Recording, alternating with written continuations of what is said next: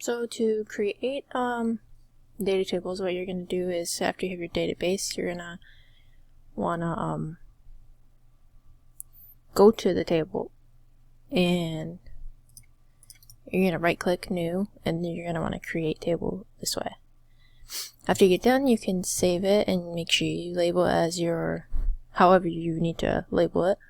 You right click on the table and then you just click new table. To create a primary key, you can easily just right click on which one you wanna, so you can do it to any of them that you want, and then click set primary key. So we have all three of our tables, but we don't have any data stored into it right now.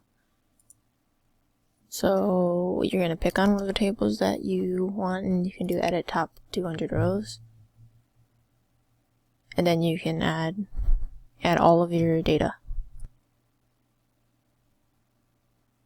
To create a foreign key, you can do pretty much the same thing as with a primary key. You can go down to what table you want and right click on keys and select for a new foreign key. And this is also how you you'll delete, cascade, and update and all that right here.